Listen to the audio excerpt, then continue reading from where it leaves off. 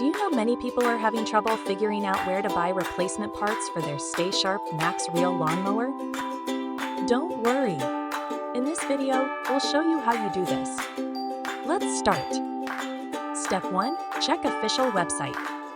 First, check the official Fiskars website for the availability of StaySharp Max Reel lawnmower replacement parts.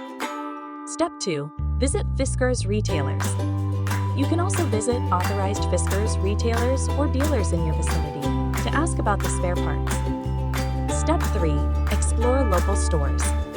Local hardware stores or gardening centers that run Fiskars line of products can be your next stop. Step 4. Search online platforms. To find specific replacement parts, make a search on popular online marketplaces or e-commerce platforms. By following these simple steps, you should now know where to purchase replacement parts for your StaySharp Max Reel lawnmower. Still need help? Visit our website for the complete manual. There you will also find questions and answers from other Fiskars users. Did you find this video helpful? By subscribing, you help us continue to answer users' questions. So, subscribe to our channel. Thanks for watching, and see you in the next video.